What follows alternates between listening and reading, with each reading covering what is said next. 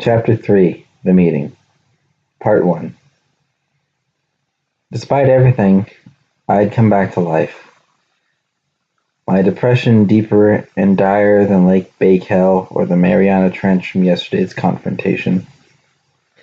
For the first time in months, I ventured outside in broad daylight and headed to the lively city.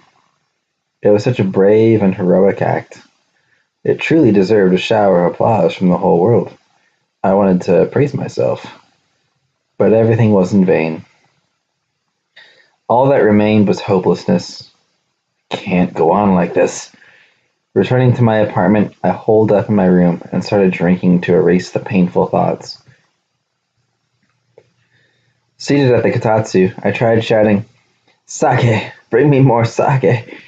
That itself, however, was nothing more than an empty phrase spoken to myself, and in the dim evening in that six-mat room, it echoed in dreary misery.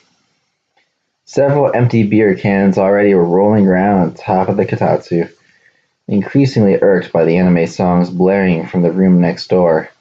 I rashly indulged in even more alcohol. My head spun terribly, and I grew dizzy. Just a little more. I'll forget everything after just a little more.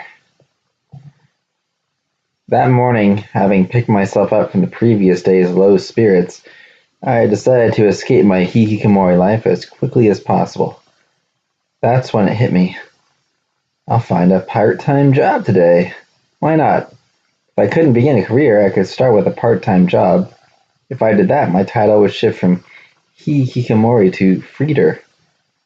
Both terms implied being useless, but freeder sounded far healthier than hikikomori, so I decided to search for a part-time job right away. I headed to the convenience store and bought a part-time employment information magazine. Walking home quickly, I started seriously perusing the material. Which part-time job would suit me best? I dismissed the idea of heavy labor. After all, I wouldn't want anything that would make me tired. Furthermore, the idea of working at a convenience store made me recoil too. No way could I qualify for that sort of customer service job. Then, manga cafe, 700 yen per hour. There was no mistake. This job suited me perfectly. There shouldn't be too many customers coming to a small-town manga cafe after all, and when I was bored I could read manga at the register. It seemed like a really simple job. This would be the best thing for me. With that in mind, I wrote up a resume and triumphantly left my apartment. The manga cafe was in front of the subway station, behind a McDonald's. Heading there, I plodded and stomped through a residential area in the cool April air. And as I walked through the city by day for the first time in several months, I again was interfered with by them. The NHK interference operatives mocked me cruelly as I walked. My shoulders slumped, trudging along the sidewalk's edge. These were fierce interference measures. Hey, look at that. It's so gross. It's an unemployed hikikomori, the worst kind. You should go back to your apartment. This town is no place for people like you. The passing housewives, high school girls, and older women all murmur these things each time I passed. I turned completely pale. I just want to go home. I want to go back to my dim, comfortable, six-mat, one-room apartment, to sink into my warm bed, close my eyes, and not have to think of anything at all. But I couldn't. That would be no good.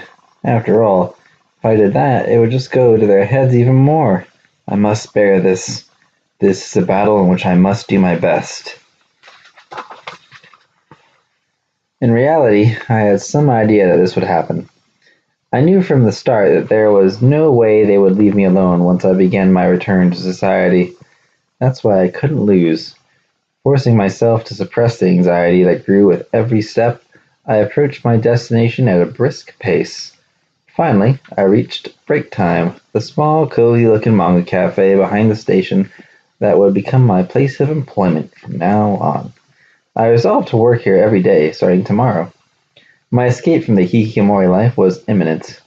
While it troubled me that I had become as anxious just from walking around the city during the day, I probably just needed to get used to it. If I could become a freeder, My overabundance of neuroses should disappear in moments. Yes, it was finally time. I had to be brave and take my first step outside. Forcefully, I banged open the door and entered the shop. I visualized offering my resume to the girl at the register, announcing energetically, "I heard you're hiring part-time workers here." I began to speak, but my sentences broke off midstream.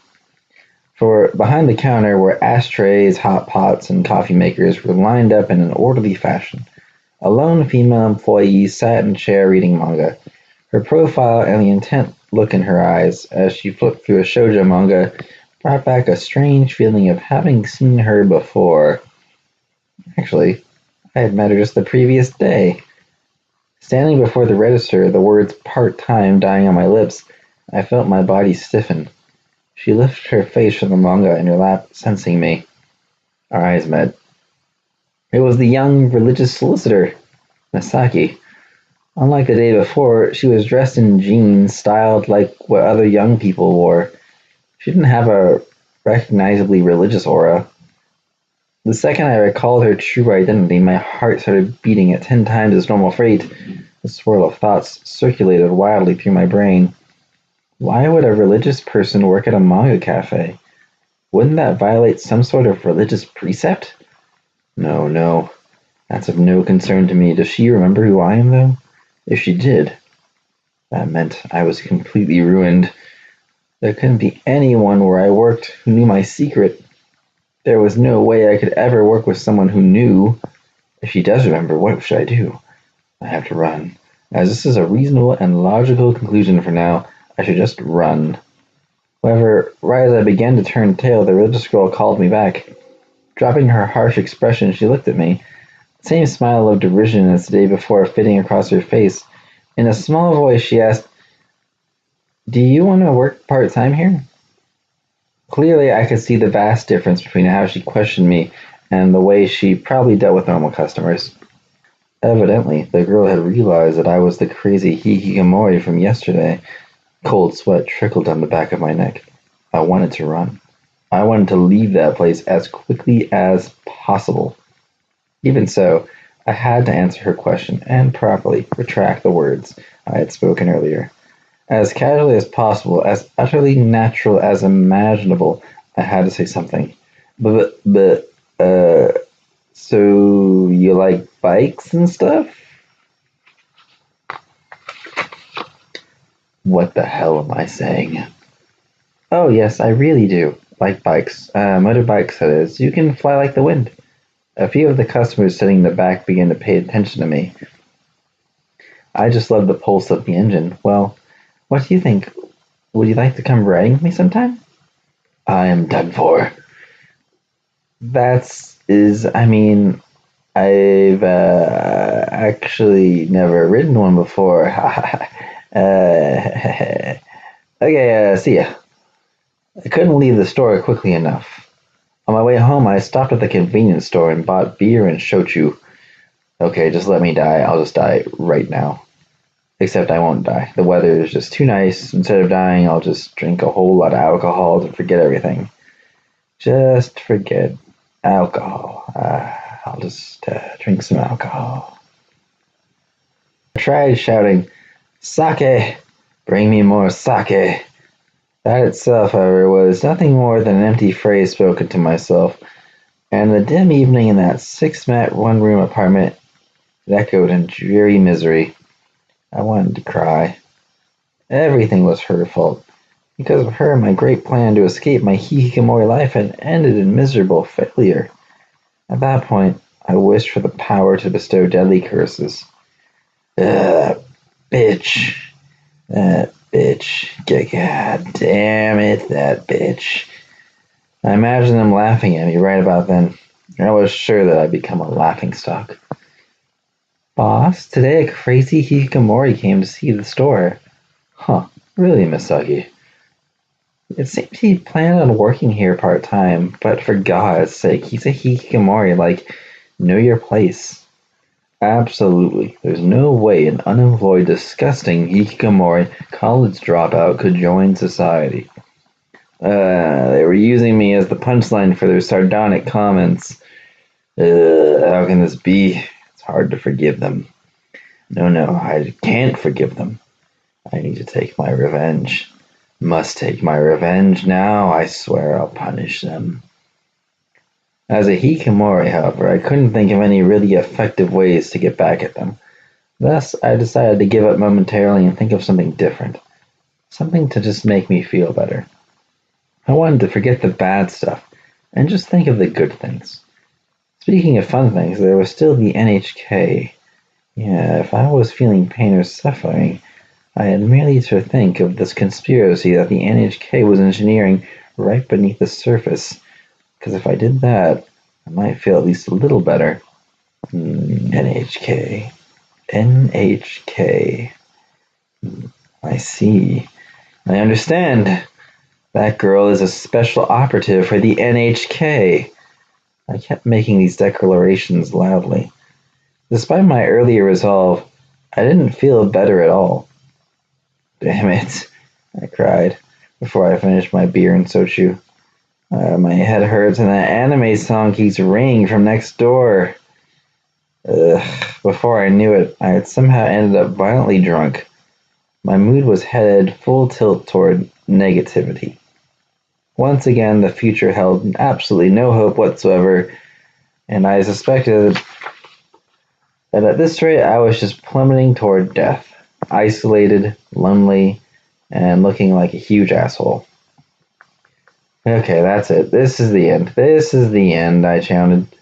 And still, the anime songs echoed from the room next door. In the lyrics, words like love, dreams, romance, and hope recurred continuously and ironically. For someone like me, having lost my optimism, it all sounded very much like mean-spirited sarcasm. The words racked me with rage and self-pity. For one thing, this was the first night my neighbor had played anime songs at such a loud volume. Usually he just played them only during the day, but it was the middle of the night. And then it occurred to me, might this not be some new harassment meant for me? Harassment toward me? Someone so pathetic and stupid that he couldn't even become a freeder? If so, I couldn't allow this, so I tried punching at the wall. There were no signs the song stopped, and I kicked the wall. Still, no reaction. How dare you make a fool of me? They're all, every one of them, making a fool of me. Damn it, just you watch, I'll make you all regret this. So I just drank and got even more drunk. Drinking deadened my senses. I'm going, and I'll show you. You're the ones all at fault. Rising unsteadily from the kotatsu, no doubt, looking like I was about to fall on my ass, I stumbled to open the door. I tottered to room 202 and repeatedly attacked the doorbell. Ding dong, ding dong, ding dong. No answer. I tried punching the door. Still no answer. The only sounds from the inside were the anime songs. This particular number was the theme song, Fancy Lala. I am Fancy Lala. In my anger, blood rushed to my head. I twisted the doorknob. The door wasn't locked, and I no longer cared what might happen. Hey, I shouted, losing myself in fury. Flinging open the door, I screamed, It's too loud! At that very second, I saw him. A man sat at the computer desk in the back of the room, facing the speakers against the wall. Acknowledging the surprising arrival of a visitor, he slowly swiveled around in his spinning chair so he could look at me over his shoulder. He was crying. Tears silently streamed down his cheeks. On top of that, and even more unbelievably, I knew exactly who this guy was. Speechless, I couldn't even believe my eyes. Wiping his own tears, he gazed at me in disbelief. Thrusting himself forward, he stared into my face, and finally, after a moment of silence, he stammered, Sato? There was no mistake. It was Yamazaki. After 4 years, this was an incredibly unexpected reunion. Part 2. In high school, I had been in the literature club. Even so, that didn't mean I liked novels or anything of that sort. Rather, during the new member recruitment fair, an awfully cute upperclassman had invited me. You there, join the literature club. Without thinking, I nodded. There really was nothing else I could have done. Despite being a member of the nerdy literature club and despite being a year older than I was, the girl was pretty cute and could have looked like a pop idol. Unsurprisingly, having joined the club for such a stupid reason, I ended up playing solitaire through every meeting, and during any free time I played cards in the crowded office with the upperclassmen. What in the hell were they doing? Obviously, we could have been focusing on other, more important things. Well, I guess none of that matters anymore, because the past is the past after all. Anyway, it happened after school on one of those club days. My classmate and I were walking along the first floor hallway that faced the central courtyard. Suddenly, she pointed at one of the corners of the courtyard. Over there. Hey, that's bullying, isn't it? Several students had surrounded a boy wearing a middle school uniform. They were punching him in the stomach. A weak smile appeared on the face of the boy being bullied. The ones doing the bullying, too, smiled broadly. It was the kid of a scene you often saw. Oh, that's terrible. The cute girl broke the silence. A very empathetic person. She made a face as though she honestly felt sorry for him. At which point, an amazing idea flashed through my mind. I could show her how cool I was. Should I go help him? You would do that? I nodded. I figured that the middle school brats wouldn't be any problem at all. And of course, that ended up being a huge miscalculation. It was fine when I yelled the slogan, "Bullying isn't cool," and waded into the fray. Not only did I get beat up, though, the group of boys also got away. The girl looked at me in disgust, and the victim continued to be bullied for the entire year, so my actions were pretty pointless. Nevertheless, Yamazaki, the boy who had been bullied, seemed to respect me, though I didn't know what kind of mistaken impression he was under. He even joined the literature club as soon as he moved up to the high school division. By that time, I was already a third-year student. Since the older girl had graduated, I had absolutely no desire to do anything with my life at all, and thus I set him up as the president so I could just focus on studies. Then, just like that, I graduated. Except for talking to him 2 or 3 times at the graduation ceremony, I hadn't heard from him since. At least not until just now. In the middle of his own 6-mat one-room apartment, Yamazaki was exaggeratingly high spirits. He hadn't changed at all. I had last seen him, he remained slender, with hair as light as a Russian's. At first, he seemed to have become somewhat more masculine. That turned out not to be the case, though. He appeared to be a weak young man with little combat potential. You. Is it really you? Though his eyes were swollen and red from his recent tears, he now smiled widely. The anime song stopped playing. Rooted to a spot by the door, I asked hesitantly, so why are you here? What about you, Sato? I started to tell him that I just happened to move into this building because I was close to university, but unconsciously I hesitated. I didn't want Yamazaki to learn my true status, unemployed dropout hikikomori. Not noticing my difficulties, Yamazaki voluntarily explained his situation. This summer, I entered a technical school, and when I looked for a cheap apartment close to school, I happened to like this one. It really did seem to be a complete chance. Anyway, come in. My room's dirty, though. The unbelievable coincidence still confused me, but Yamazaki warmly urged me inside. Obediently, I took off my shoes and stepped into the room. Of course, the layout was absolutely no different than my room. But what was this? I stood frozen in place. There was a strange atmosphere to Yamazaki's room, an extremely faint air that I had never before experienced. The room contained odd posters stuck haphazardly to the walls, 2 gigantic computer towers, a mountain of manga, and various other furniture and decorations. Everything combined to create a peculiar troubled ambiance. Please, have a seat. Yamazaki's voice brought me back to reality. Following his directive, I unsteadily ventured deeper into his room. Suddenly, something shattered at my feet with a loud crack. I jumped nervously. Oh, that's just a CD case, Yamazaki said. Don't worry about it. Manga, novels, videotapes, DVDs, plastic bottles, empty tissue boxes, and other rubbish littered the floor. My room's kind of dirty.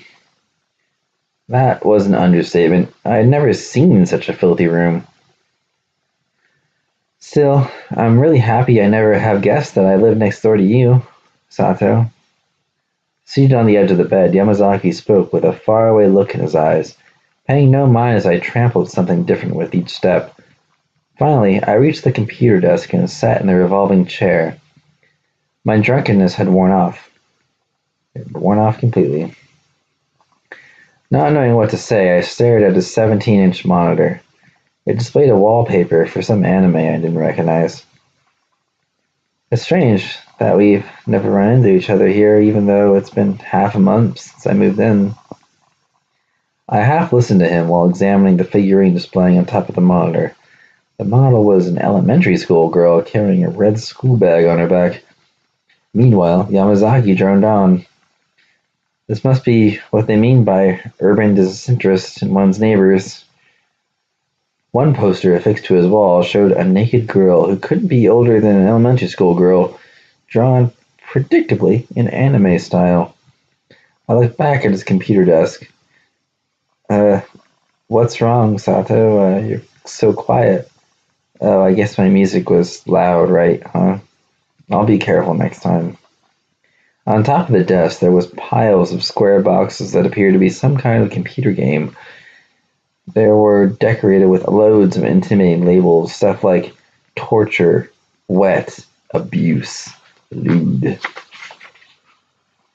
tie, academy, confinement, rape, savage, pure love, training, adventure. Things one didn't typically see. And of course, above the piles was a new drawing of the elementary school student. A sticker on it advised, "Not for those under 18 years of age." Once again, I hurriedly looked away, this time toward the mountain of manga on the wall. Yamazaki continued his monologue. Anyway, I'm happy, Sato. I never thought I'd get to see you again. You know, I really respect you. Did you know that? You did, didn't you? Picking up one of the manga, I flipped through it. Naturally, I found the nude from a girl who could be nothing but an elementary school girl, along with a yellow mark for adult comics. Have you heard of the school I'm attending? I'm sure you might have seen it in a TV commercial. I returned to the pile of books, wiping the sweat from the brow. I asked, so what school are you going to? At my question, Yamazaki puffed out his chest and started to reply. Without intending to, I rolled my eyes toward heaven. It was several years earlier. We had been dreaming. It was the effect of the dim life in a dirty school building. Beautiful young girls and boys laughing despite the gloom. I and everyone else had been dreaming. In the midst of that surreal time, we all had been dreaming of a wonderful future. Those were the days when we were always in the club office after school, spending the slow time with the upperclassmen. We nervously smoked cigarettes behind a shabby old prefab hut that looked as though an earthquake would flatten it instantaneously. We didn't have part-time jobs. We didn't throw ourselves into our clubs. We had bad grades, and we had absolutely no motivation. Even though I was a high school student, I had absolutely nowhere. I was always smiling. One day, something happened in our club office, where trash and assorted scraps littered the floor. The cute upperclassman and I had been spacing out. Sato, what are you going to do in the future? She asked. First I'll attend some college. I don't really know what I'll do, but I should be able to find something I like while I'm there. She looked away. Suddenly she murmured, "Remember your recent plan to rescue that kid being bullied? It was so stupid. But he looked kind of cool. You'll be fine, Sato. You'll definitely be fine." I was embarrassed. Time passed, and she graduated. Later, in the same club office, Yamazaki and I sat there. I glared at my math book. Yamazaki said, "Sato, you'll graduate this year." "That's right. So you'll be the president from now on, so work hard, buddy." "Yeah, but it'll be lonely. Everyone's getting older." "Hey, don't say that kind of stuff while you're young. Hey, you want to smoke?" Taking a cigarette out of my pocket, I offered it to Yamazaki, who took it. Cautiously, he lit it. He launched into a fit of coughing. Eyes watering, he said, "Ugh, I hope it gets well."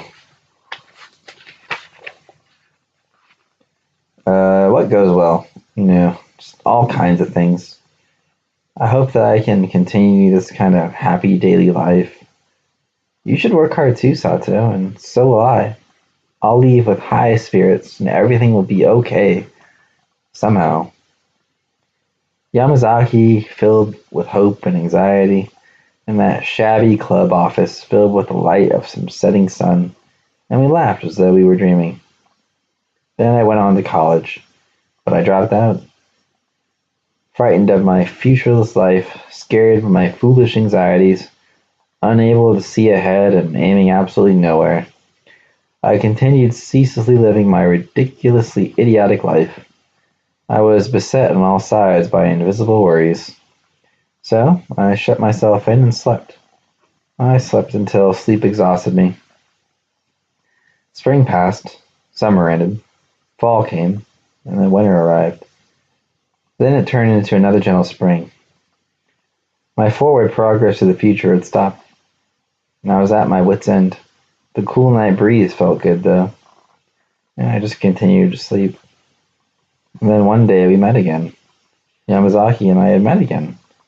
He'd been weak and bullied, but Yamazaki was still a pretty good guy. All this time, we'd been inhaling the same steady air. Although neither of us could see anything concrete in our futures, we still were looking forward. Even now I could remember it all clearly as us in the club office that I missed so much. The setting sun shining through the narrow windows during our innocent conversations. What's going to happen to us? Whatever happens will happen. I guess so. That pleasant, gentle time after school. We'd been young and stupid. We were worthless, helpless, and couldn't even have imagined ourselves 4 years in the future. Having run into Yamazaki again for the first time in several years, I asked, "So where are you going to school?" Yamazaki proudly puffed up his chest at my question and answered, "The Yoga Animation Institute." Life was so strange. "What are you doing now?" he asked me. "Oh, I dropped out." Yamazaki looked away and uncomfortable silence passed. Finally, in an unnaturally cheerful voice, I said, "By the way, why were you crying?" "I haven't been going to school lately, and I didn't really blend in with the other students. I didn't have any friends, and I just started living alone in despair. I was playing my CDs as loud as I could. So, you've been shutting here all the time these days, huh?" Yeah, that's right." I stood up quickly. "Okay, just wait here." I went back to my room. I returned to Yamazaki's room carrying some beer. "All right, let's drink." What?" "It's fine, buddy. Let's just drink." I handed him a beer. "It's okay. The day when you can escape from being a hikikomori definitely will come." Truthfully, I was noisily professing my own desires. "It's okay, Yamazaki. I'm a professional, okay? When it comes to being a hikikomori. And as long as I'm with you, your situation, it can't get any worse." With that, we drank. We turned the anime songs back on and got drunk enough that consequences evaporated.